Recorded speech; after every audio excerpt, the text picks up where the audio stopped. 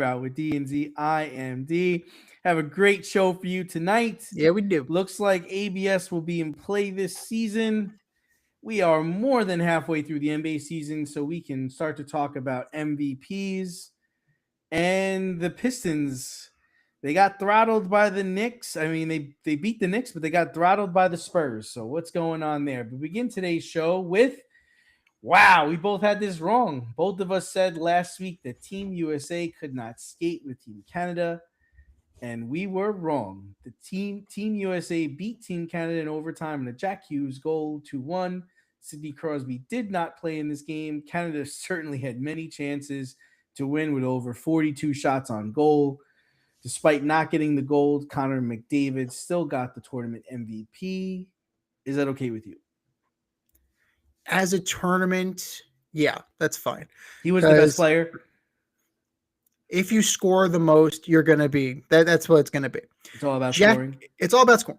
Unless you are like equatorially hot like Connor Hellebuyck was in the gold medal game. Yeah. If he had pitched a shutout the entire way through, then Connor Hellebuyck would have probably gotten the tournament MVP. Like, if you're a forward or a defenseman, you just got to score, and that's going to get you where you need to go. Another interesting moment for Connor McDavid, finishing second best, but still getting the hardware individually. So there's something to be said about that. Overall, both teams were very off. You could see that Canada was missing easy passes. U.S., particularly Austin Matthews, making the extra pass when you didn't need to make the extra pass, holding on the puck a little bit too long. You could credit defensively only so much. You could really credit both sides defensively only so much. At some point, you're trying to be a little too cute. You're trying to find the perfect pass. There is no such thing as the perfect pass. Put the fucking puck on the net. Put the puck on the net. Good things fucking happen. I think that is the basis of all of it. It took some Matt Boldy. Well, Tom Wilson put somebody into the boards really early to show them we're ready to play this game. Damn fucking right. Jeez. And then I believe, was it Wilson who got Jack Hughes with his stick? It might have been. I don't remember. I don't remember. But, overall, actually, no, it wasn't. Believe it or not, it wasn't. It was Marner? It was Sam Bennett. Okay. The immortal Sam Bennett from the Panthers. Stacked team, man. Yeah. So overall, you're looking at it, both sides squeezing their sticks a little bit too tight. It took that Matt Boldy play. It took a little bit of like a Mighty Ducks trick kind of stick handling to get through the defenseman. He did. Phenomenal play. It was a nice, amazing stick handling by Matt Boldy, going through Taves, going through Makar. And, Makar we'll get back to in a little bit, but it took that little extra bit of skill that, we credited the Canadians for having and kind of downplayed what the Americans had. But hey, they showed up and they did a good job. You know who else showed up? Surprisingly, JT Miller and Vincent Trocheck. JT Miller and fucking Vincent Trocheck. Sure, they had a shutdown tournament. No power play goals allowed. Good job, guys. Now, here's my problem with that. As a Ranger, right, you're being paid to be a top 6 guy, but you're showing me your skill level is bottom 6 special teams. That's a problem. That's a major disconnect when you come back stateside and you have a game on Thursday. Like, what the hell am I paying you for? Like, I'm paying you to be a top 6 forward. Let's see if they can actually do it. But kudos to them. That 5-on-3. Canada should have easily picked off 3. Easily. But squeezing their sticks too tight, trying to make the perfect pass, trying to take the perfect shot. Credit to the U.S. They got their sticks in the passing lanes, got their bodies in the passing lanes. They did exactly what you need to do and sell out for the game. Hellebuyck was amazing. Hellebuyck finally showed up in a big moment. Like, that's great. That's exactly what Winnipeg expects from him, and he did it on the biggest stage of them all, internationally. And then you get to overtime. Where all bets are off. John Cooper salty about the 3-on-3. It's the first year they're doing it. I understand why. I get it. But you know what? Listen, the 5-on-3 shootout wasn't five good on 3 is either. not hockey either, John. I don't know what the fuck to tell you, man. Like, what do you want? What do you want me to say? Well, you play Stanley Cup playoff rules. I get it. 5-on-5 continuous overtime until it's over. Right. I understand where he's coming from. I prefer that, but if this is I what would was have been agreed fine. upon, I would have been fine with 4-on-4. 3-on-3 is like we want to get this over. right? 3-on-3 is 'Cause I NHL knew it regular was gonna- season before you go to shootout. I knew it was going to be over in less than 5 minutes. Oh, completely. I When knew. you have that level of skill and you have that much open ice, forget it. And I that's thought it was what going to that's be what over happened in with the the Cale first McCarr like goal. 30 seconds because Connor McDavid got the puck. It was going 1,000 miles an hour. Right. And coming downhill, I was like, oh, this is a wrap. But And he I'm missed. glad you He mentioned whiffed. that. He whiffed. He completely whiffed on the shot. He had a few of those. And then on top of that, at the end, bad turnover. Yep. And then McKinnon just could not hold on. And all you see when you look at the replay, you see McCarr coasting, not busting it. You see McDavid not busting it back. Your country is They were exhausted. on the line. They were exhausted. Then you still got to bust it down to get a change. I don't disagree. You gotta go, man. This is the gold medal fucking game. I don't disagree with you, but they were exhausted. They were fucking shot. You gotta do something. Then McKinnon needs to take a penalty. You gotta do it. Oh geez, you could tell on the first change because that first change was right away. Like, I can't breathe. Exactly. But think about it. You don't need to run. They were running him out there. They're running McDavid out there more than he's playing for Edmonton this year. He's averaging fewer minutes than they ran him out. But you have guys like Suzuki, Stone, Jarvis, Marchand, Marner, Horvat, Macklin Celebrini, Benny. Oh, he whiffed.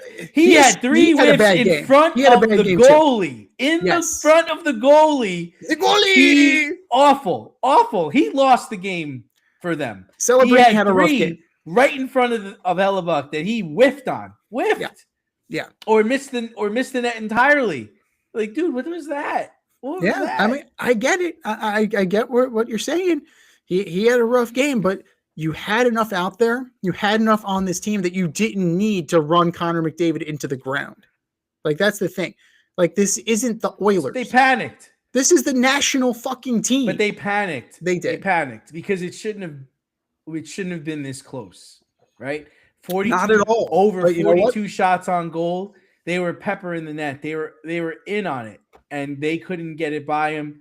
And I think after the second period, they're like, "Shit, this is a game. Right? We have to really try here." It's like that Herb I think speech. they thought they were going to be up 4-1, 3-1 at the end of the first, and the fact that this game was closer, like shit. Yeah. Well, from jump, man. Like it was chippy. It was fast. I don't necessarily know that Canada was prepared for the U.S. to come out as hard and as fast as they did. No, it looked like they were caught off guard, and it took them a few minutes to get. Yeah, and I'm not trying to take away from what the U.S. did because they won. Even taking into overtime was a victory. I was telling my wife while we were watching. Yeah, we've already won the game. We've won this game because we took them into overtime. The fact that we're going into overtime with them again. It's the second time this has happened. They should be embarrassed. They're an all-star team that's full of all-stars, if that makes any sense. Like, of course, we've got a good team, but they've got a great team. Great players play on that other side. Right. And, I just felt like if they had Crosby, I do think it's a different game. The U.S. might still win, but I think it's a different game. And it made me look at Connor McDavid a little bit less because he was, in my opinion, 2 to 3 steps above every player on the ice. And until it got to the big moment. He couldn't deliver. But here's the thing. You juxtapose that, right? You put that with the Four Nations where he scored the golden goal. So what's the disconnect? What's the disconnect? I would think it's a huge disconnect. It's a different situation, right? It's a different game. And good for him. You got the Four Nations. You got the best player of the tournament, but you didn't win gold for your country. So, and this, like you said, it's not to take away from the Americans. They brought the fight to the Canadians. No. They did what they needed to do because they deep down, they know that they don't have the skill to go toe to toe. So, but for one game, one game. But for one game, for grit and piss and vinegar and fight and heart, 9 times out of 10 they beat us. Not tonight. No. Not tonight. So their time is done. And hats off to the U.S. team honoring Johnny Gaudreau. Yes. And bringing out his kids, taking the pictures. Hard not to cry and get very emotional. Seeing his parents in the crowd, seeing his wife in the crowd. I mean, that's why they play the game, right? Absolutely. And 46 years to the day of the Miracle on Ice. Yeah. If you want to talk about some friggin' numerology and you want to talk about signs and all that stuff. Yeah. But there you go. What more did you need? But, take nothing away from Canada. They played their ass off. Binnington played his ass off. He showed up on the biggest stage in them all. And it shows why he was able to guide the Blues to a Stanley Cup. He can, when you need it, he can find it.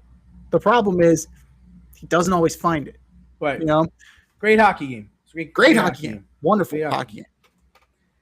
So the Winter Olympics are over. So much fun. Great Italy landscapes. Great show put on over there. So there were some highs, there were some lows. So what will you remember about these Winter Olympics? This was, for me, it was all about hockey and figure skating. It was all about the hockey and the figure skating. So I just want to make a comment that I believe the Winter Olympics are very dangerous. I feel like all those games they play are very dangerous. People could die. People could break legs. Like, everybody could get very, very hurt. Yes. I don't find that with the summer games. You have swimming, javelin throws, running, sprinting. I don't see that. Gymnasts, you can't really. Well, the gymnast can particularly be dangerous. You pop an ACL. You think about Mary Lou Retton. I'm talking about death. I mean, Lindsey Vonn lost her leg, for crying out loud. She had to get airlifted off of the mountain. Had 3 surgeries in 5 days. Yes, that was not a good way to start the Olympiad. You're 100% right. Going in the bobsled, Colin Jost said he thought he was going to die. He couldn't believe the speed and velocity that thing was going at. And they weren't even trying to get down the hill in that one. So that's what I mean. The half pipe. The half pipe is God, and it's snowing, and it's nighttime. Holy shit. To add the X Games sports to the already dangerous sports was it's a bit much, because you have luge, you have skeleton, you have bobsled. The skeleton. Holy shit. Why? This guy he's gonna die. Head first, my man. My man's got a death wish. Absolutely, he does. But and then you see them slipping off, and you're like, "Oh my god, he's gonna fall off the damn thing."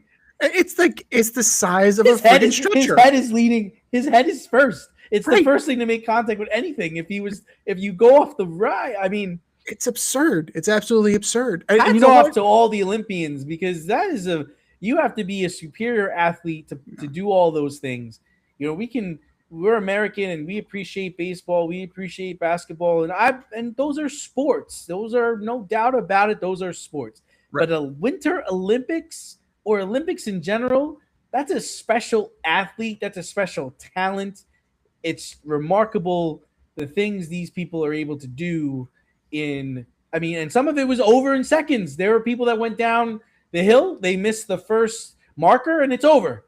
Yeah. You trained 4 years, and it is over because you missed the second marker, and you fell or you slipped. Even the half pipe, they're doing the half pipe and landed on your butt. It's over. I think that's what I was watching. Thanks for playing. Yeah, I think it was the men's half pipe, and it was the Australian.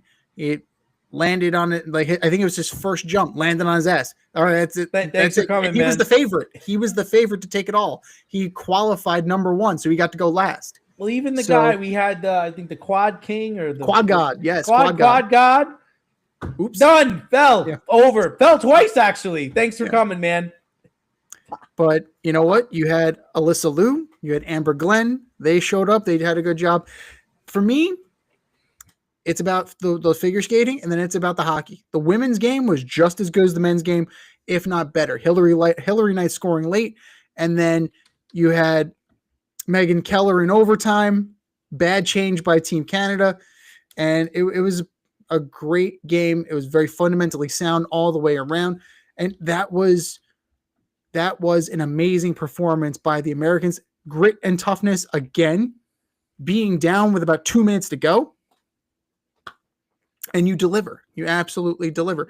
And another sport that I found myself watching it a couple times, and I found a new kind of appreciation for curling. Surprisingly enough, I was intrigued by the curling. I started to understand it a little bit. I'm just like, what is this?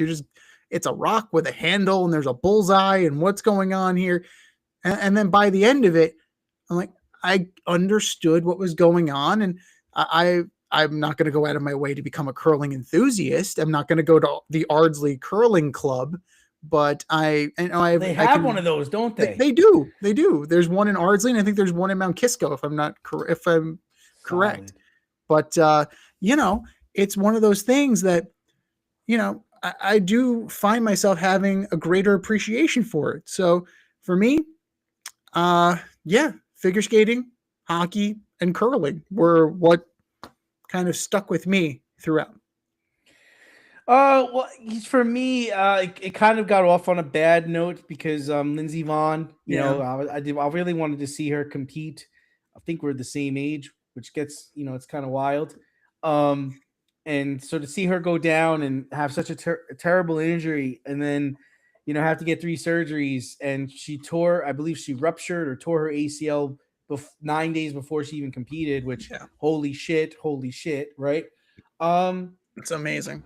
Yeah, and Michaela Schifrin kind of disappointed me too. I mean, she did get the gold, but this chick is supposed to be like the best skier like in the world, and she constantly just seems to struggle in these moments.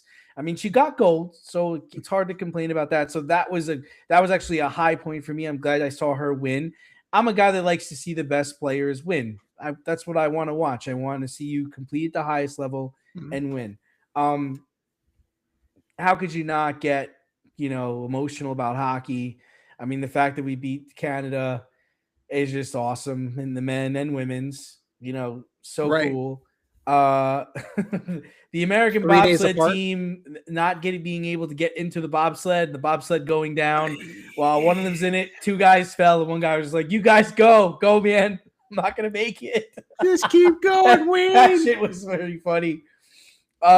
Yes, curling seemed endless. Every time I put it on the Olympics, curling was happening. So that was fun to watch. The skeleton, man, the fucking skeleton. I mean, you're just taking your life into your hands. We sucked at the half pipe. I don't think we had anybody make it. I think she maybe got silver. She got silver. One of the girls got silver. I think Myles Garrett's wife or girlfriend got silver. Oh yeah. Okay. But the new event where you had to carry your skis up the mountain, then do some walking and then slide down the mountain was pretty impressive. So yeah, overall it was nice. I enjoyed Snoop's coverage. I like Snoop. I think it's fun to watch him take it all in and talk to everybody and give out jackets to Stanley Tucci, and I enjoy NBC's coverage of it. It was good. It's nice to see Norway on top. I think they won the most medals. They certainly won the most gold. It's their sport. I feel like they invented the Winter Olympics, so I expect them to do well. Well, surprisingly, Canada they were 8th in medals. Their medal count was particularly low and not many golds.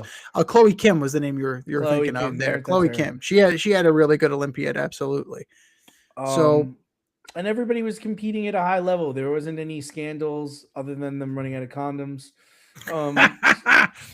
It's not a bad thing. I think it's culture. I mean, you put people in a place, with culture. Nothing to do. They're learning a lot from one another. They're making other Olympic. They're trying not to make other Olympic athletes. But yeah, good times. I prefer the winter over the summer. So all I mean, having recently, like you said, just dangerous sports. They're just dangerous. They're dangerous. I was watching and I didn't know. Even with the Olympic, even with the skating, you said you like the skating. They're taking women and throwing them up in the air, throwing them across the ice. No, People are yeah, just landing. it is dangerous. It's 100% dangerous, but it's so technical, and there's definitely a degree, a degree of difficulty, a degree of danger. But there's also like that the unmatchable skill involved, because Yeah. you need grace, you need timing. It's definitely difficult. It's absolutely difficult. But one person, I think it was a female speed skater, got clipped in the face with the blade. So that was kind of a dangerous moment, and that's just kind of yeah, exactly. It's just like that. It underscores what you're talking about, how the Winter Olympics is way more dangerous, and there has that extra added risk. Speed skating was awesome. Solemn was awesome. I like when they also come the luge. Yeah. All good stuff. All good stuff. Moving on to college basketball. Number 14, Kansas beat number 5, Houston, yesterday by 13 in Kansas. This comes after Kansas got blowed out by an unranked Cincinnati team in Kansas. So holy shit. The Jayhawks freshman Darren Peterson has been under scrutiny lately for taking himself out of games and missing games, allegedly to protect his draft stock. Could this attitude steer teams away from making Peterson the number 1 pick in the NBA draft? Well, Mr. Peterson is 6'6", 205. He's a freshman. He's averaging 19.5 points, 3.8 rebounds, 1.4 assists per game. Not good enough to be a pure scorer. Not enough. You don't think he's the first pick in the draft? I think you can find somebody better. Sure you can find. I'm sure you could. I could, but you don't think that he's on everybody's draft board as number 1? He's on the radar, but I think, I don't know, 19.5 is not enough for me. Well, it's because he's not playing. He's taking himself out of games. You could see him mouthing over to Bill Self, "Take me out." Yeah. So if he's protecting his draft status, then I'll go shoot your shot, man. Absolutely. That's what you're going to do. Because in the era of NIL, in the era of guys sitting out bowl games to protect their health, right. This is nothing new. However, it's a bad look. It's completely a bad look. If this guy was averaging 25 a game and he's like, "Coach, I'm done," something different. But this guy's not, he's averaging under 20 points. He's only 6'6". He's only 205. That's a project. If I'm an NBA team, I'm not investing in a project with the number 1 pick with this particular attitude. Like, I'm sorry. Call me old school, but like, that's a red flag to me. Like, because if he's doing this now, what's he going to do when he gets to the next level? Well, that's the thing I'm trying to say is like, our team's going to say, well, this guy is the best player in college basketball, but do we really want to take him if he's sitting out? He's not playing for Bill Self. He's taking himself out of games. What happens when things get tough in the NBA and we're not giving him a new contract? He's going to sit out those games. So that's what I'm trying to tell. That's what I'm trying to say is our GMs who are on the hot seat, after all this tanking, are you going to stick your neck out to draft the best player in college basketball, knowing what you know now? Or is this going to be what the regular is, right? Is this going to be what the new NBA is? Because we also see guys now that because the teams are tanking, they're not playing their players. No. So if we're tanking, why am I playing tonight? Or if we don't have a chance to win, why am I playing? If you're thinking about trading me, why am I playing? Like, that's the attitude that I feel is going to come out. I feel like, really, to be honest, the 2 top players coming out in the draft this year, and it's a loaded freshman class. It's loaded. And it's going to be a loaded NBA draft. But I would say AJ DeBansta of Utah and Darren Peterson of Kansas are the 2 top players. And people would say that Peterson has a better skill set. Devansta has all the measurables. He's got the height, he's got the length. He's playing for Utah.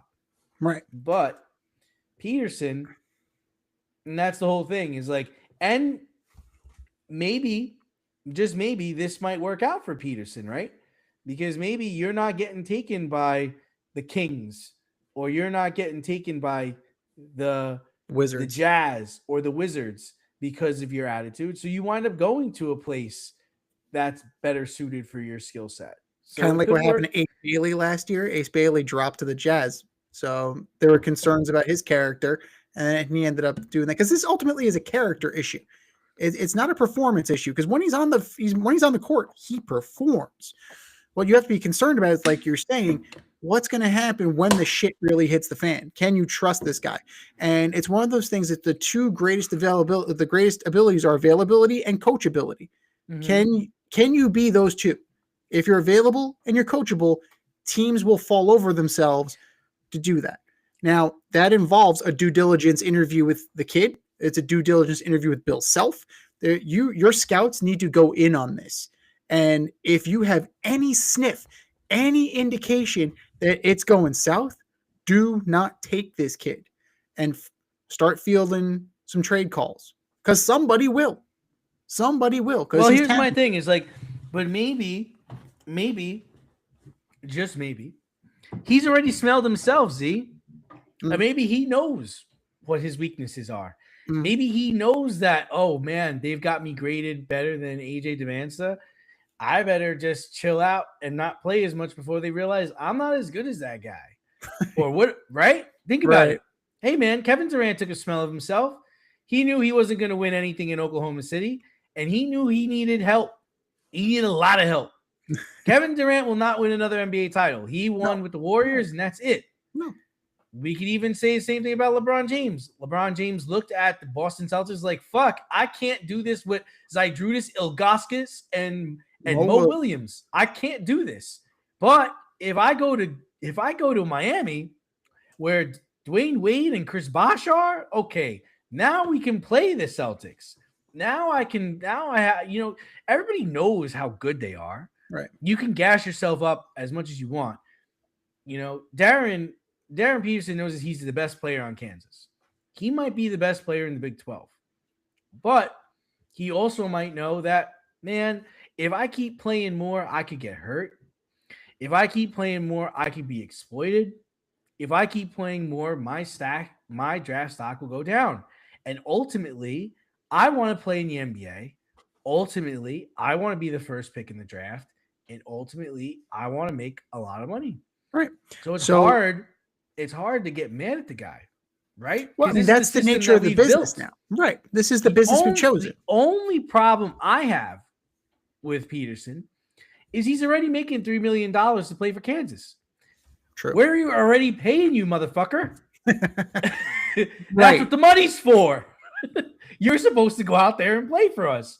So that's the only problem I have, is that if we're already paying you and you're already looking past this step in the process, then I have a problem. Now, would the school go after him for breach of contract at this point? Because is he living up to his end of the bargain truly? So it wouldn't surprise me if they would try to recoup some of that money. But a team that I'm looking at in terms of the worst that could possibly luck into the number one pick in the lottery, the Pacers. Mm-hmm. Could you imagine when Halliburton comes back next year plus this kid? Yeah. Pretty good. Yeah. Pretty and good. the other thing you have to think about is for him, right? Mm-hmm. We're Kansas. Right. We're ranked number 14. Man, we're going to be in the Big 12 tournament. We're going to be in the NCAA tournament. That's when I'll play hard. That's when I'll play. All we got to do is get there, man. That's all. It's right. Is he wrong? They're going to get probably maybe a 4 or 5 seed at number 14. I would say 4. I think right. A 4. Yeah. So what we talk about, like that's my only thing is like, I can see his side, but I can also see the school's side. Yeah. And this is just something that has been created with NIL.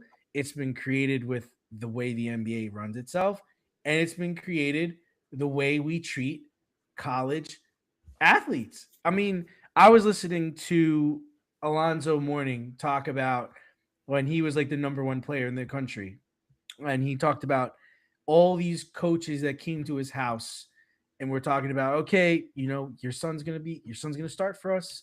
If your son is struggling with school, we're going to help him out. We're going to make sure that he has a good job coming out if he doesn't go to the NBA, but your son's probably going to go to the NBA. And then he said John Thompson was the last coach that came to his house. He specifically asked to be the last person to come. And he said, when he came, he told my mom, I'm not giving your son anything. He's going to have to work for everything he gets at our school. He's not going to start right away. If he can earn a starting spot, but he's not going to start every day. Your son's going to graduate. He's going to be here for 4 years, and he's going to graduate. And if he doesn't graduate, he's going to come back, and he will walk out of this university with a degree. That shit don't happen no more, man. No. There's no accountability. Whatever happened to wasn't there a rule back in the day where your players had to maintain a certain average, your players had to, pass certain classes? Yes. Carson Beck hasn't taken a class in 2 years. Right. Well, it reminds me of that movie Coach Carter. You ever seen the movie Coach Carter? Samuel L. Jackson. Time, but yes, yeah. I know the movie. So the whole neighborhood, the whole school was up in arms because he wanted them to maintain a 2.7 grade point average. A 2.7, that's failing. A 2.7 is terrible. So, and he wanted them to wear a suit and tie. Oh my God, terrible! This bastard! You son of a bitch! This is a prison. Well, I mean, Coach, I gotta go to class. I gotta take tests. I gotta do my homework. Fuck, man! What the hell kind of system you running here? But what kind of hotel is this? But to be fair, like a lot of guys are probably kind of like firmly in low gear and thinking that they can turn it on when it matters most. But the school's allowing it at the end of the day. So if it doesn't work and they don't turn it on and they don't win, ultimately, this is a deal you made. This is the business you've chosen. And if you go to bed with dogs, you wake up with fleas. Like that is, that's just the nature of what's going on in college basketball. And if this kid is good enough and if he can assuage some of these fears, he'll be fine. Like he will be A-okay. But if he's not convincing in the interview and he's, it's a bunch of red flags, we could see him drop. We could absolutely see him drop, not because of talent, but because of character issues. Yeah, I mean, we always talk about, right, your character, your talent will only take you so far. Correct. Right? Your talent is the floor, and your character is the ceiling of who you are and what kind of player you're going to be. 100%. So moving over to the NBA, the Pistons throttled the Knicks last week, but they got pounded by the Spurs last night, losing by double digits. Was last night a preview of the NBA Finals? They're two very young teams.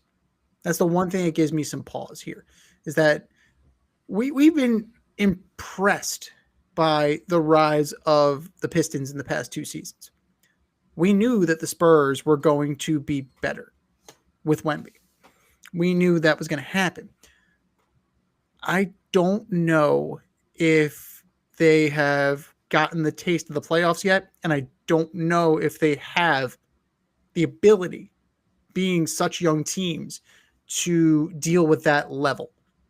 The regular season is a different animal from the playoffs. I believe the Spurs are 8-1 against the top 3 teams in the East and the Oklahoma City Thunder in the West. Okay, best of 7. See what happens. Right, lost to Oklahoma City, I believe.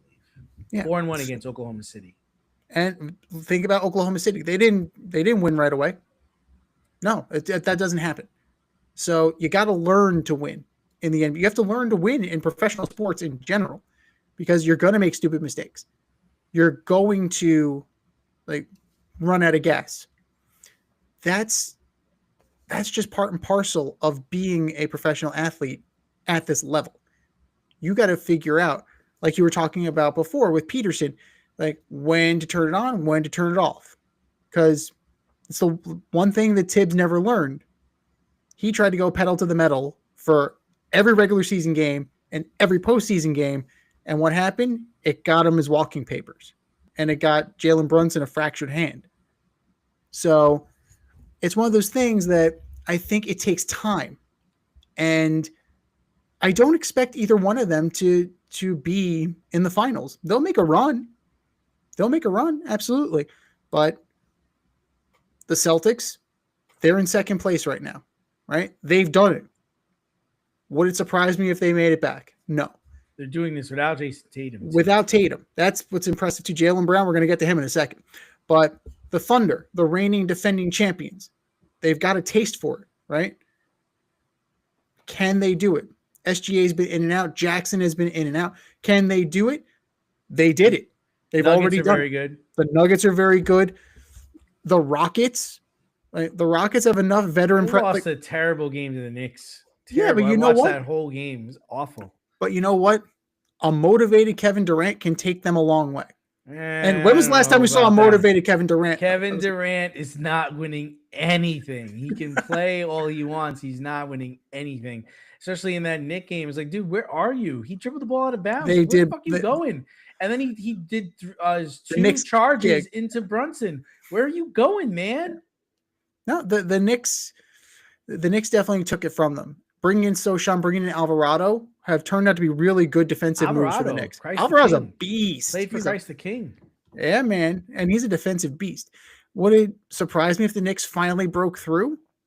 No. Honestly, no. In the Eastern Conference, it's wide open right now.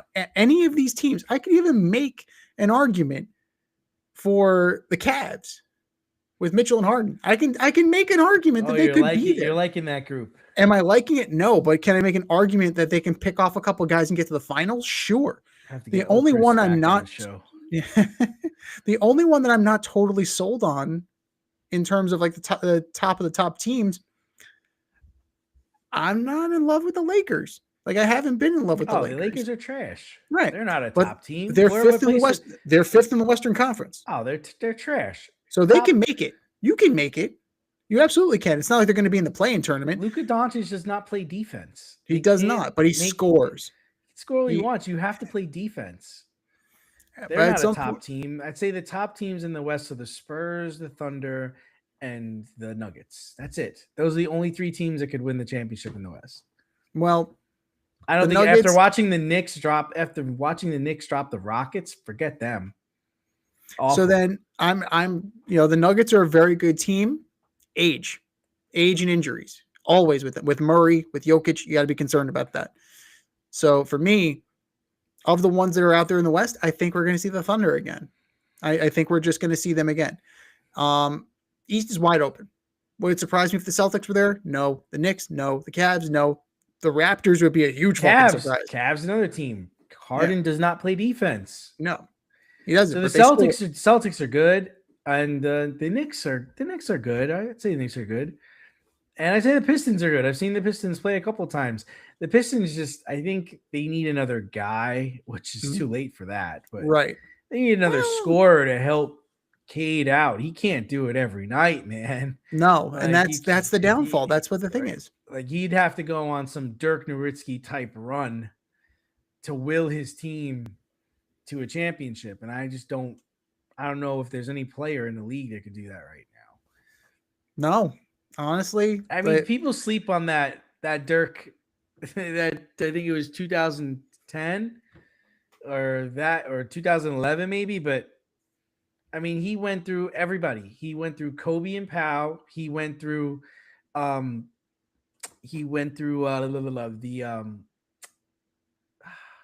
Oklahoma City Thunder. He went through Durant and company. And he went through LeBron and Wade and Bosh and won. Yeah. There's nothing like that, man. It's not, you don't even know the No, there's nobody in this league. Maybe Wemby could do it. Maybe. But that would, that's a lot of pressure on a kid that young. I mean, when Dirk did it, he was a seasoned veteran. So it would be impressive. I would definitely say it's impressive. Highly unlikely. highly unlikely. But all you have to do is get in. All you have to do is get in, and all bets are off. So we're more than halfway through the NBA season, and LeBron thinks that Jaylen Brown should be considered for the MVP this year. This came after Boston beat the Lakers in LA last week. With more than half of the season over, who is your MVP this far into the season? Yeah, so I really like Cade. I think I watched him drop 40 on the Knicks, and it was incredible. It was incredible. It's hard not to like Wemby. Yeah. He's just a problem. Like he can do it all. He can score, he can defend. He affects the game in so many ways, right? I like the Joker. How could you not? And it's like it's almost like a LeBron thing where he's averaging a triple-double. We could just give it to him every year. What he does as a big man from a scoring perspective, rebounding and passing, it's unbelievable. It's absolutely unbelievable. But if I had a vote, which I don't have a vote, yet, it would be Jaylen Brown. It really would, because he's doing this without Tatum. They're in the mix. And it's not just because I just bought his jersey. That's not why. It's not why I'm saying it. Sure. Friend of the program. He's averaging almost 30 points a game, 7 rebounds, 5 assists. And again, he's a problem. He's a problem. He's a defensive problem. He's a guy that gets the rack and scores. He can shoot. Seems like a great team player. Seems like a great leader. He just has all those things going for him. So for me, it would be Jaylen Brown at this point. You really can't go wrong with what any of those guys that you're talking about here. Cade is his game from thinking about when he got drafted to playing on all these shitty Pistons teams. He's really got an array of moves and weapons, and it's almost like it comes easy to him. Like the passes, the shots, the layups. It's like he's not even trying. So he had a bad game against the Spurs where he missed a lot of shots, but I think he's tired. He's been whooping ass for like 7 days, But yeah, I mean that's where I am at. That's fair. It's all about for valuable, right? If you take them off the team, are they as good? If you take Cade Cunningham off of the Pistons, are they as good? No. Not even close. If you take Wembanyama off of the Spurs, are they not even close? I think they're still a good team. But he puts them into another stratosphere. He puts them into another echelon, for sure. Right. He they don't reach that stratosphere without Wemby. Yeah. Jokic is averaging a triple-double, man. Like, come on. Like, what are we talking about here? It's a cheat every code year. At this point. Just give it to him. It's a cheat code. It's an absolute cheat code. I mean, SGA. Think about the year that SGA had last year unseat Jokic, and even then, there was an argument that you couldn't make to get Jokic his MVP again. Doncic, great offensive numbers. Dude don't play defense, so it doesn't matter. Forget him. Yeah. Jaylen Brown, considering the circumstances without Tatum, definitely, absolutely. Even Kawhi is kind of playing himself in, but they won't give it to him because of the no-show job situation. And he's having the best year of his career. Yeah. If he still had Harden, they would probably be a serious contender for a championship. If he didn't bitch out of the Clippers, yeah. Yeah. What a fucking joke that is. But for me, I'm probably gonna have to give it to Jokic again. Like as trite and as predictable as that is, like he's the most well-rounded of them all, and we've seen we know what it's like without him. That they're not even close to the same team, not even close. Because even with Jamal Murray there, nope, you don't have the big fella. So for me, I'm going Jokic 1, probably Jokic 1, Wemby 2. Whoa. Cade 3. Whoa! Probably Cade 3. Dude, the Pistons. We've been Where's talking about, Jaylen Brown, man? I mean, this is loaded. So probably 4. Like, Wow. you have these. You're gonna do right with any of those picks. But when you think about where the Pistons were and where the Pistons are, that's Cade Cunningham, man. That's it. Like, and Wembanyama has totally delivered on his promise. And, Jaylen Brown is playing like friggin' Superman because he doesn't have his running buddy. He's Robin, isn't he? Supposed to be, but in the absence of Batman, Robin needs to step up. He's Nightwing. He's Nightwing. Yeah, that's fair. Jason Tatum is Batman. Jaylen Brown is Nightwing. We'll go with that comparison. But for me, I'm going tried and true. I'm going Nikola Jokic. Fair enough. All right, let's move over to baseball. Looks like ABS will be in play this season. Ho-ho! Woo! Allowing players to challenge home plate umpire calls. Teams receive 2 challenges per game. Retaining them, if they're successful, only pitchers, catchers, and batters can initiate the challenge. So, with that, the virtual strike zone that fans usually see when they watch the game will be there, but it will no longer highlight balls and strikes.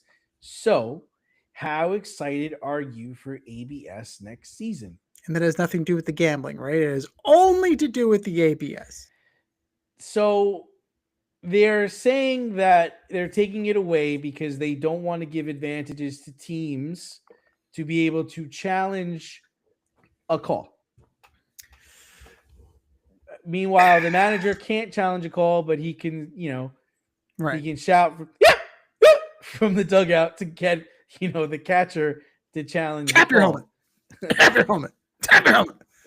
I'm sorry, I got a little thing in my right. So that's what they're trying to eliminate.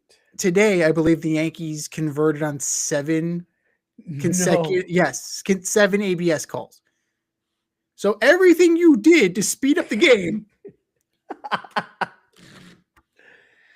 we're just going to undo it with the, Oh and my it was gosh, overturned I did not by know that. A fucking millimeter. And a millimeter.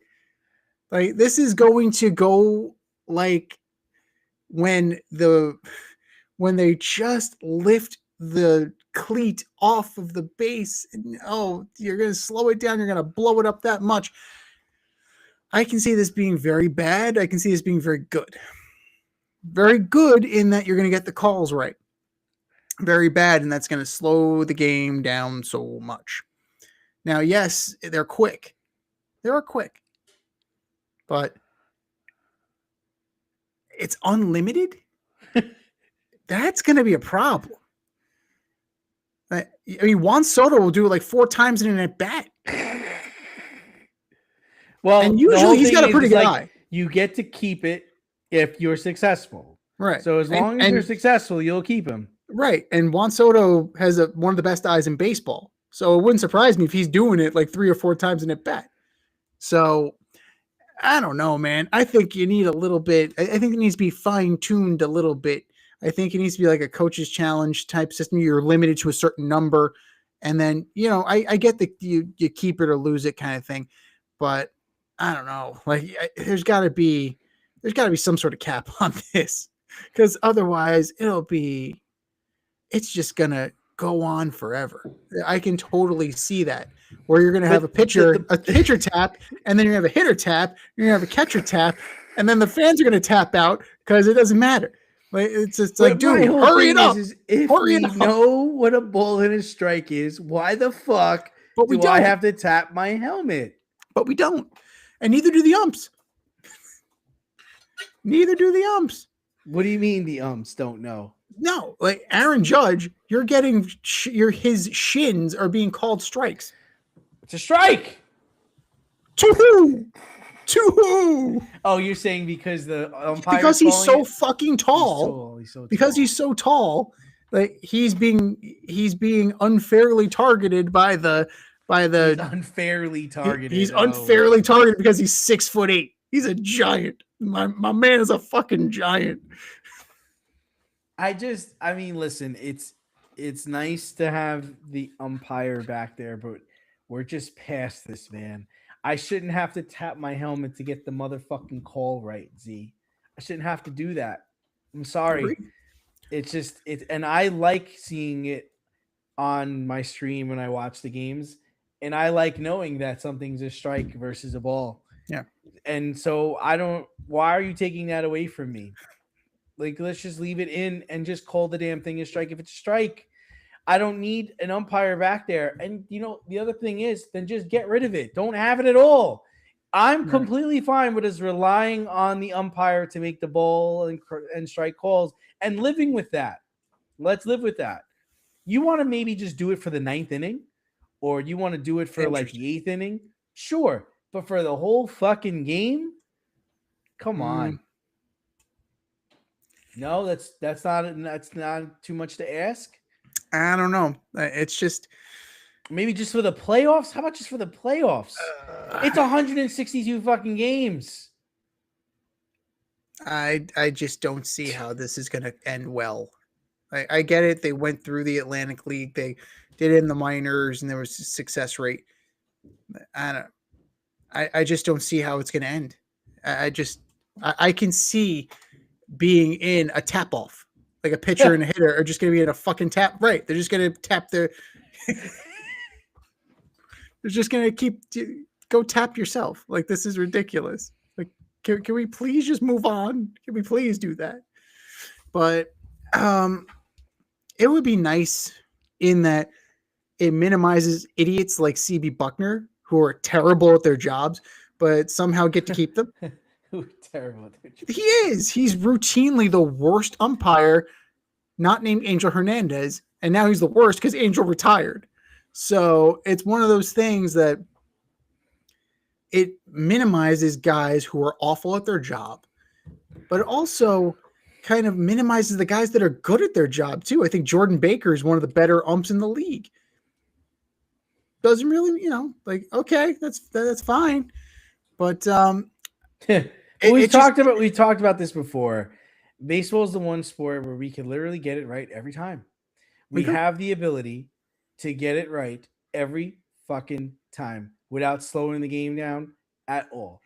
Yeah. You can move to robo umps for the plate, and you can also have something in the ball to determine if somebody's out at first base. And that's the other problem, is that replay has gotten so technical that now it's like, well, the ball has to be in his glove. Meanwhile, they slow it down to the point where the ball's like it's here. In the glove. It's not in the glove. It did not contact the leather. It did not contact the glove yet, so my man is safe. Come on. That's not what this is about. But it's like I was talking about before. Like, the guy comes off a millimeter off of the base with his cleat, you're out. But if you have to zoom in that closely, you're abusing the technology. That's not what this is about. It's not what it's about. And that's the whole thing that I guess it must be a union thing that I'm not understanding, because you are the only sport, literally only sport of the 4 that can literally get the call right every time. We can get the call right every time, but we choose not to.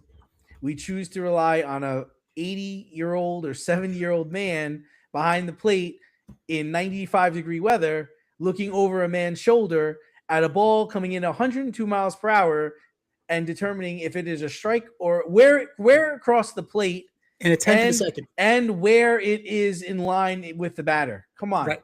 Come on, man. Come on. You're being ridiculous. That's a clown's question, bro. Like, what do we – come on. That being said, we've been complaining about umps for so long that it's worth a shot at this point.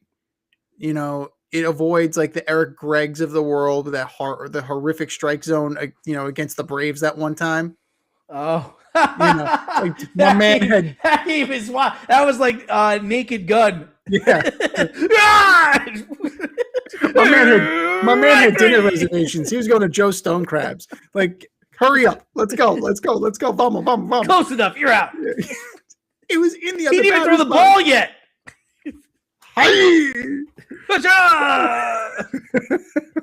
But it definitely it has potential. I'm willing to let it play out.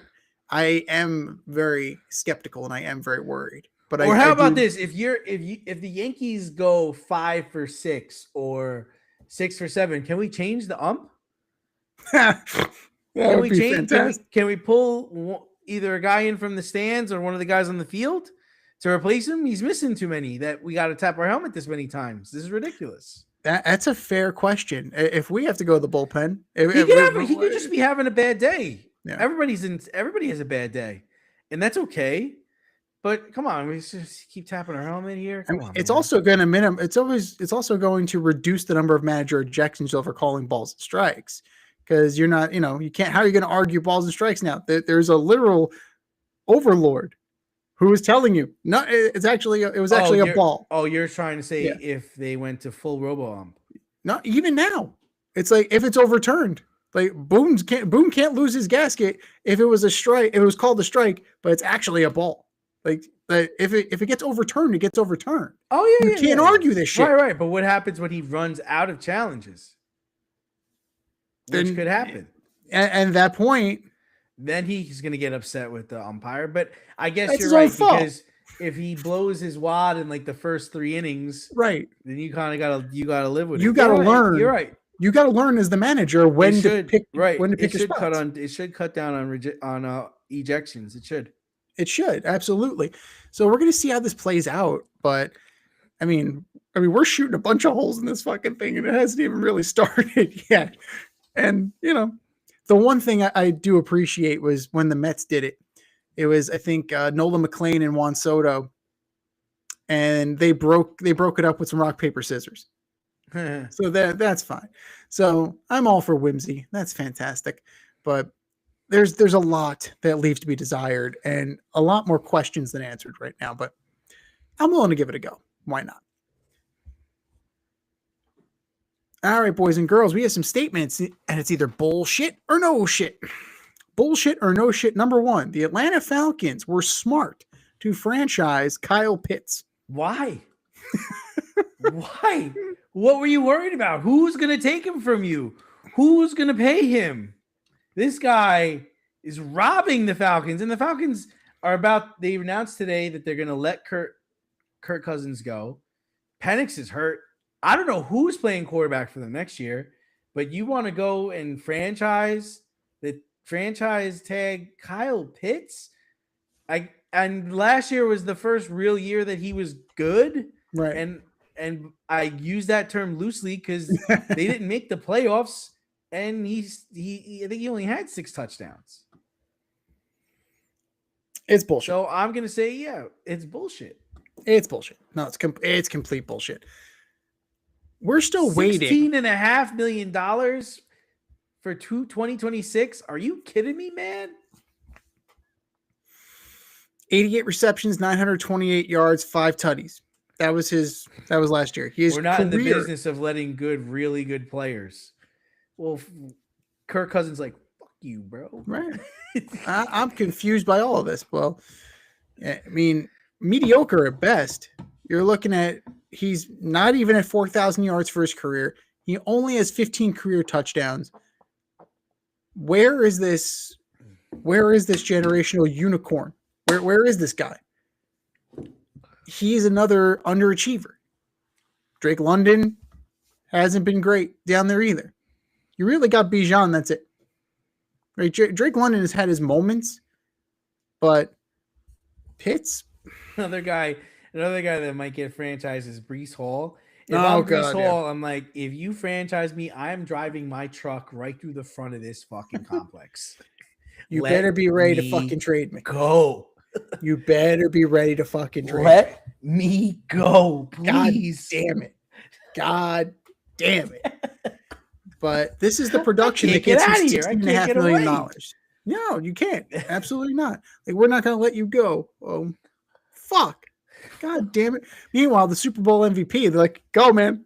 Later, dude. Thanks for playing. Thanks for the memories, man. Thanks That's for the awesome. memories, man. And we're selling the fucking team too. Oh, Not only Jesus. are we letting you go, we're selling this bitch. We're burning this thing to the We're ground. out of here. We got it. We got what what we came here for. This is over. Oh my God. But Kyle Pitts, no, absolutely not. Complete bullshit. Bullshit or no shit number 2. Very similar. The Cowboys should franchise George Pickens. I don't think they need to. I mean, listen, he was good, but they're going to be good without him. I don't know, what the hang up is. So I'm going to say bullshit on this. You have a number 1. Mm-hmm. He is a number 1, but you shouldn't be paying him to stay. I would let him go. And this is something that they're leaning towards. They haven't exactly done it, but get a guy through the draft, get a guy in free agency. He didn't make the playoffs. He didn't play well. Actually, he did play well for them. I think he led their team with receptions and receiving yards, but you don't need him. So 93 receptions, 1429, 9 tutties, easily one of, if not the most productive season of his career. I'm thinking no shit on this. Like Javonte Williams was good for them. They brought him back. You pair him with CeeDee Lamb again. You might be onto something here offensively. Like the Yankees, they're running it back. They're running it back. It's going to be better this time? Well, it's not that it's going to be better this time. It's going to be that other teams are going to fall back to the pack a little bit. The commies are what they are. Like that, if they can't keep Jaden Daniels healthy, they're a bottom feeder. The Giants, same thing. If they can't keep Dart, Scatterboo, and Neighbors healthy, they're a bottom feeder. Right? I love Jameis Winston, but I don't think, if all these guys get hurt, it's going to be a repeat of this year. And then you have the Eagles. Yeah, Lane Johnson might be coming back, but you're probably shipping off A.J. Brown. You have another year of tread on Jalen Hurts. You have another year of tread on Saquon Barkley. They could start slipping a little bit. And there's always that friction between Sirianni and pretty much everybody on the team. So it's one of those things that eventually the welcome wears out. So the Cowboys could stay relevant and stay in the hunt. And I think having that two-headed monster plus a good solid tight end plus Javonte Williams, they could make some noise. We'll see. So I think it is no shit that they should franchise him. And, you could roll the dice in the draft, but I think you're probably better off with what you got going on over here. Go get Tyreek Hill. Oh, Jesus. And his rebuilt leg. Yeah, we'll see. The bionic leg. My man, the $6 million man right there. Bullshit or no shit. Number 3, the new UFL rules will make it to the NFL. Bullshit. I think they're trash. Some of the things they're sporting is only needing in 1 foot for a catch. All penalties in the red zone are half the distance. There was 4-point field goals, and those were the headline. 4 points for 40-yard plus field goals, I believe it is. Yeah, these are all gimmicky. I don't think these are things that are. These aren't football. If you want to put these in and do this, then that's your amateur league that you have. You want to become the Atlantic, you could do that. But I just think it's too gimmicky for me. I think they'll lose viewership over it. It's just not football, So I would take I don't think so. I'm going to say no shit, and I don't think all of them are going to make it, but I think eventually some of them will. And you have a very valid point of view. That point of view was also shared by people in the NBA who thought the ABA was way too out there because they had the 3-point shot. And then what happened? Not only did they allow the 3-point shot in, but the 3-point shot has taken over the sport of basketball to the point where it is wholly unrecognizable and terrible. But I could see the merit in the 4-point field goal if it's 60 yards. Now, you and I talked offline about this. Like, you definitely need to kind of Decentivize. You have to decentivize it, because what's going to happen is you're going to have to lose, they're going to lose yardage and luck into more points. Like, that doesn't make any sense. So you had a great idea. Whereas if you miss it, you lose 3 points. Like, I really like that idea. You do need to kind of like take you got to up the ante here. You got to add some risk to it. And I think that one that's a good little addendum to what they already have. The 1-foot catch, I like that. We still don't know what a fucking catch is, so hey, why not? Let's go for it. I like the half the distance to the goal penalties. I think that's going to happen. It kind of streamlines and simplifies things. The tush push, let's see. Let's look at the numbers and see if the offensive line, let's see if their health improves. It's worth looking at.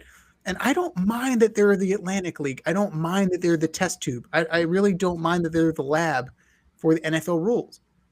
Now, yes, there goes your credibility, there goes your fandom, but at the same time, you got to be willing to take some risks.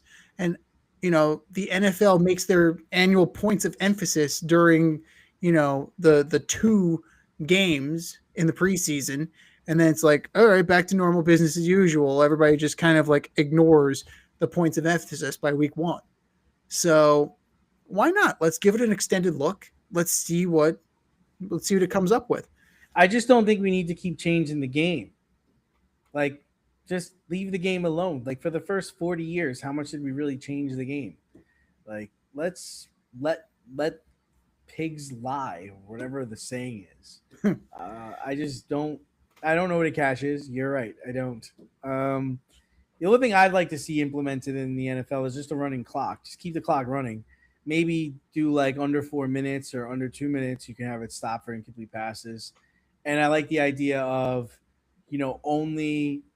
I like the idea of maybe stopping the clock on negative plays or plays that don't gain yards, so that forces a team, even if you're winning, that you can't kneel out the clock to win the game. You're going to have to do a running play or move forward, to finish a team off.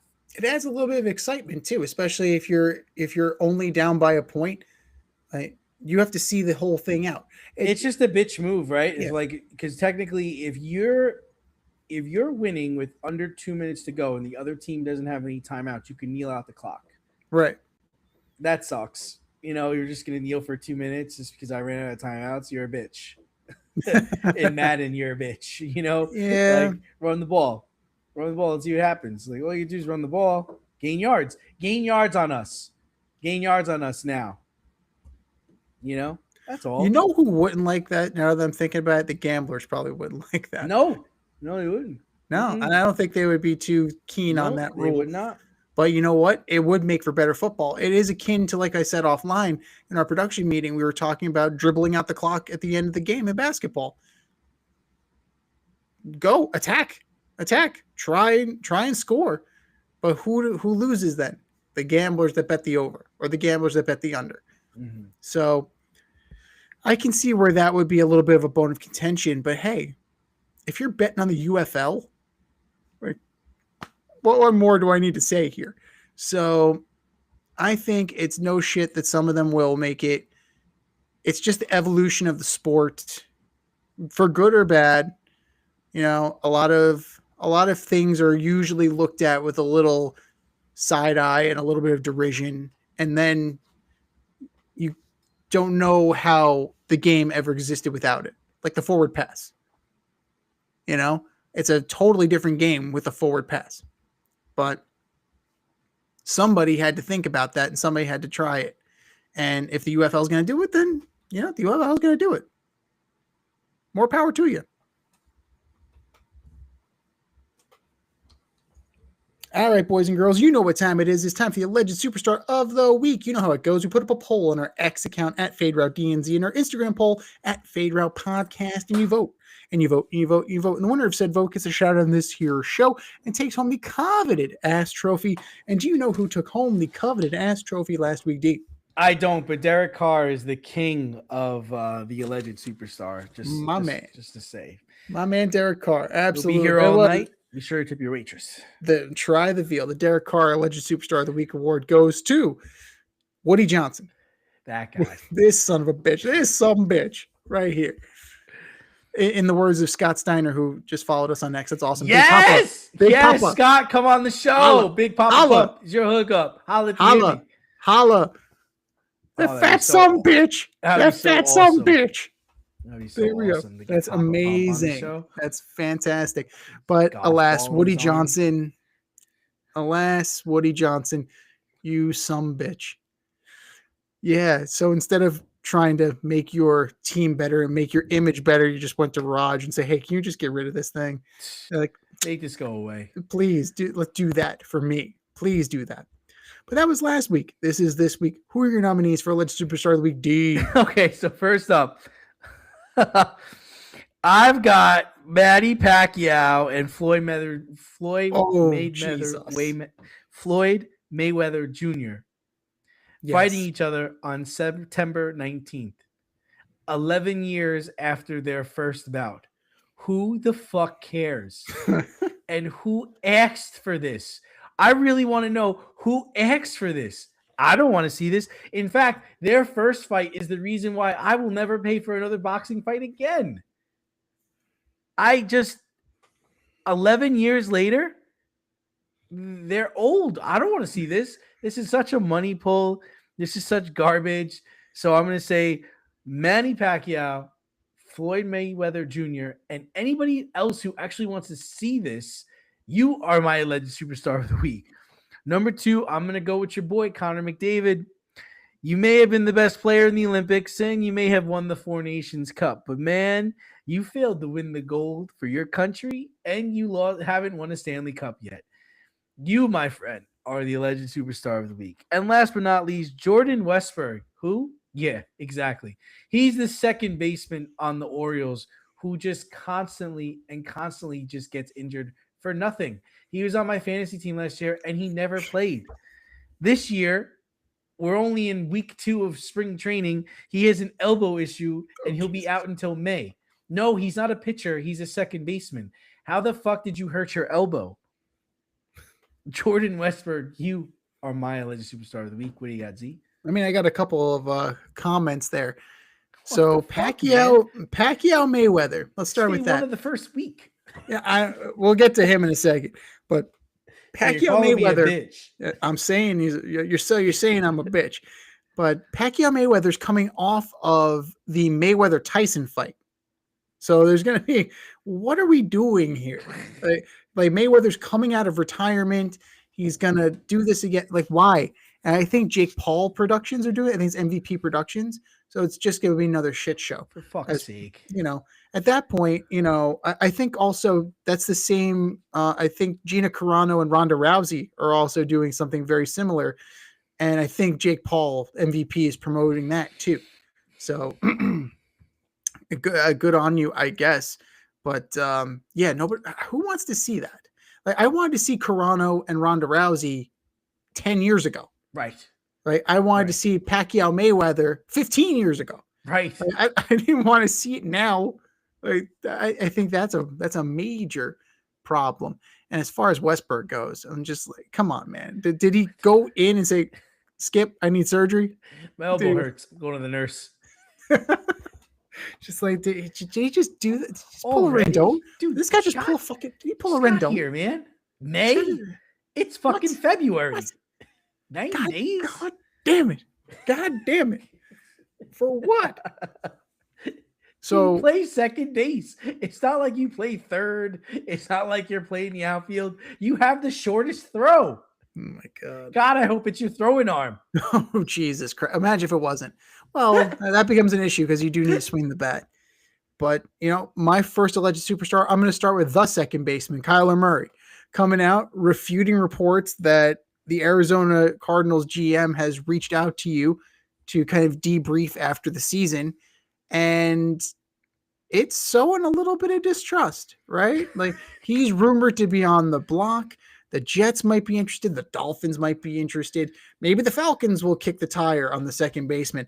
But at the end of the day, Austin Fort and Kyler Murray, this is not going to end well. And all you had to do, Kyler, was say no comment. All you had to do was say no fucking comment. Kyler Murray, you are my alleged superstar of the week. Number 2, Inter Milan, eliminated by Norwegian side Boda Glimt today in the Champions League. Why is no big deal, right? They got eliminated. It happens. This team, Boda Glimt, has not played a league game since November. And they knocked your ass out. 5-2 on aggregate. They've knocked off Man City. They've knocked off Atletico Madrid. And they got you twice. That is not Champions League material right there. And this is the first time Boda Glimt has ever qualified for the Champions League. So, what the fuck? You're Inter fucking Milan. You're Serie A champions. Like, this is what you're supposed to be. Well, now you're on a plane going home. Inter Milan, you are my alleged superstar of the week. And number 3, Gianluca Prestiani, who Argentine soccer player for Benfica, going back to Champions League. Vinny Jr. scores for Real Madrid. And all of a sudden, Mr. Prestiani covers his mouth. Maybe he has a cold, something. Just trying not to snot rocket on the field. No. Apparently he was saying racial epithets towards Vinny Jr. At which point Vinny had to go get the ref's attention and stop it. The game was stopped and he is suspended for the match tomorrow. And it's all just absolutely ridiculous. All you had to do was not be a fucking racist. Just in that moment, all you had to do was just not be a fucking racist. That's it. Sorry, kid. He's only 20. Sorry, kid. All you had to do was not be a fucking racist. But alas, here we are. Gianluca Prestiani, and for that matter, Jose Mourinho, after the fact, did not handle it well. We'd have multiple players who did not handle it well either. Pundits, like, we had worse stuff said to us. Like, that's not what we're talking about right now. That's not what we're talking about right now.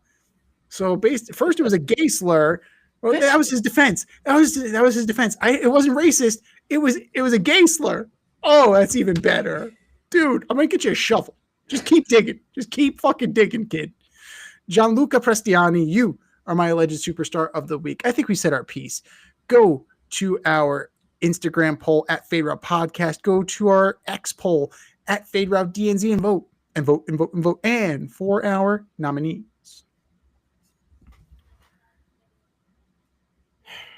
It is time for us to order up. Order up, order up. We continue our Major League Baseball division by division season preview as we order up the NL Central.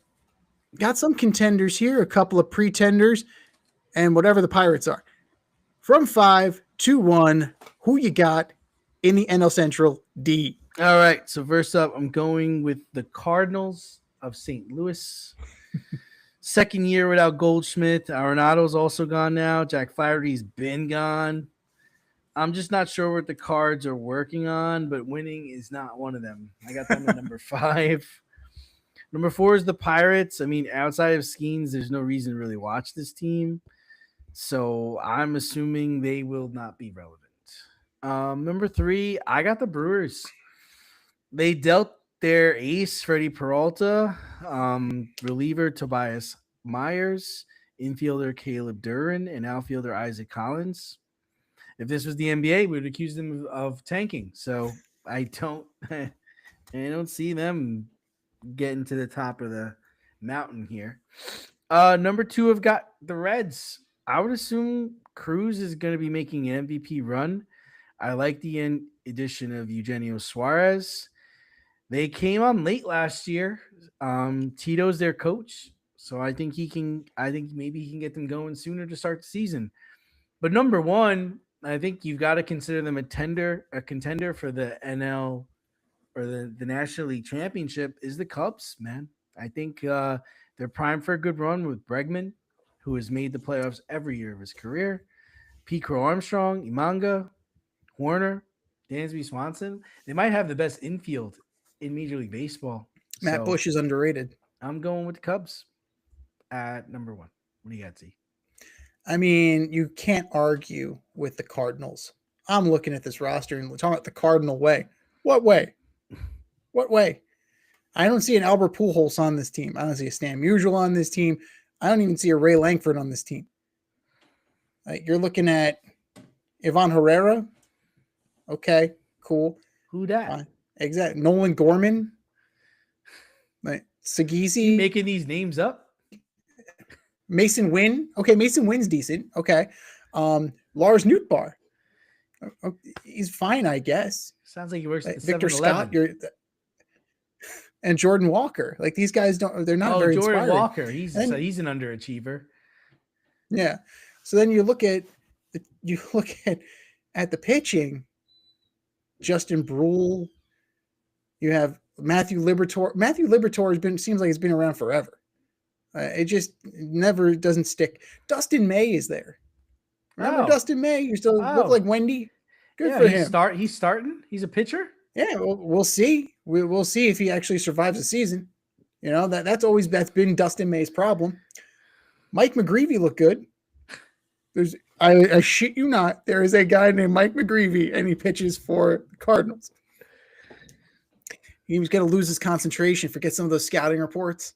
I think you should trade me.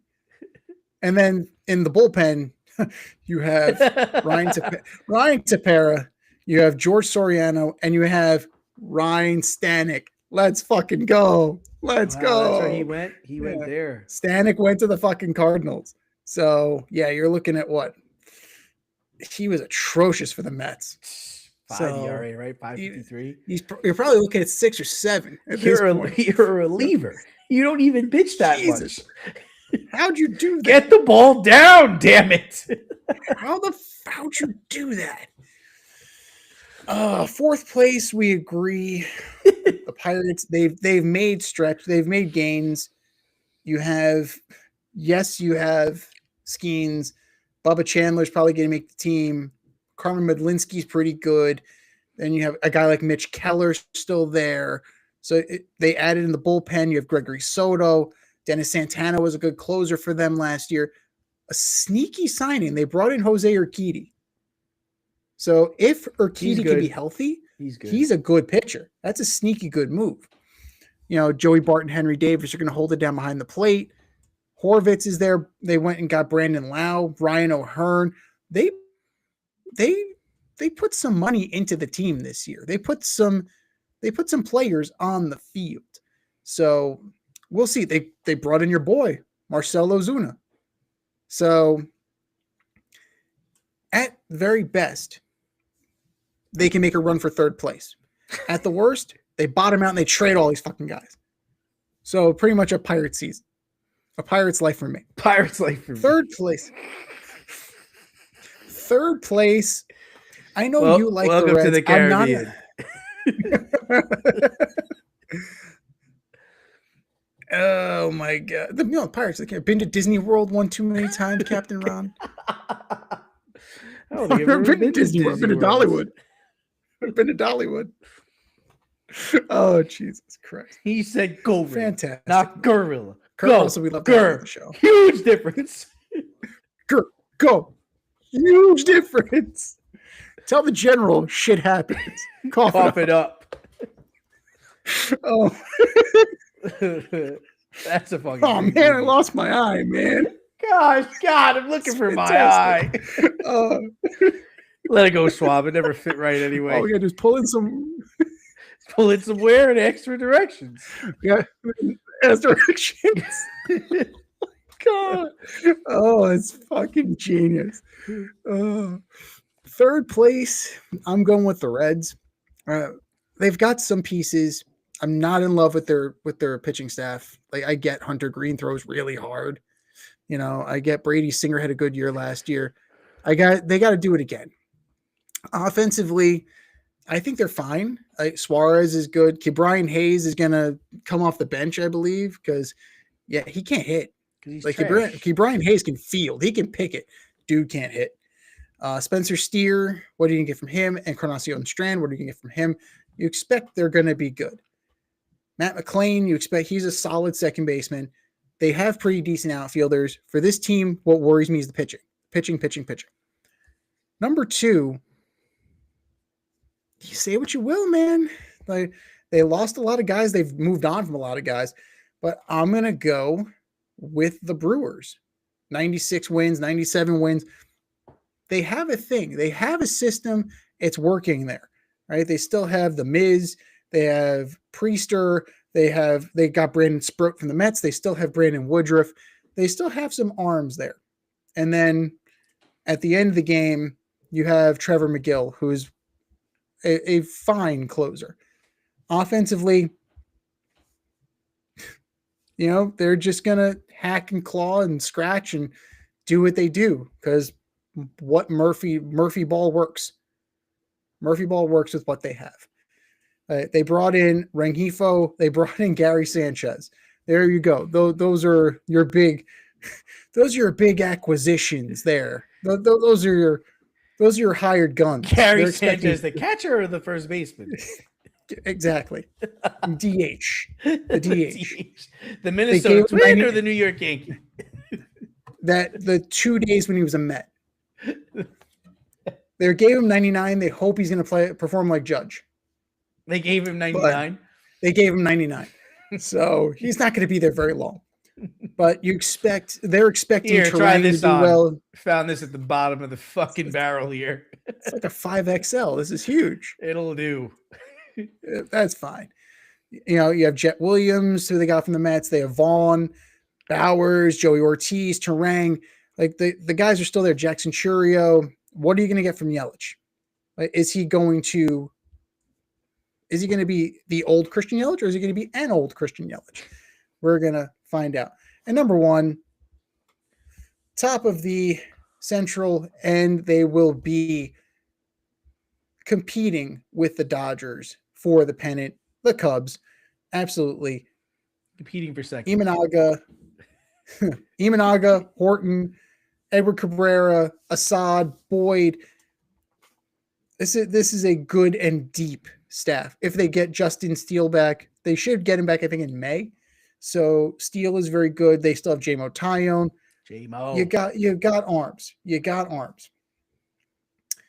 This team plays, man. This team absolutely plays. Like I said before, Michael Busch is an underrated first baseman. Hoerner, I don't get the trying to trade Nico Hoerner thing. I don't get it, unless you're believing Matt Shaw and you're going to play Bregman at second, which I wouldn't do that, but I get it. I understand if that's where you're going. He's just one of the best third base in the league. Just let the guy play third base. Yeah, and Hoerner is one of the better second basemen in the league. Just there it is. Trade Shaw. Trade Shaw then, or have Shaw in the minors. Like, there are worse things in the world than depth. Right? Suzuki, Happ, Pete Crow Armstrong, Justin Dean, the hero of the World Series for the Dodgers. Waiver claim by the Cubs. So there you go. Good job, buddy. Well fucking done. Well done, Mr. Dean. So they still got Dansby.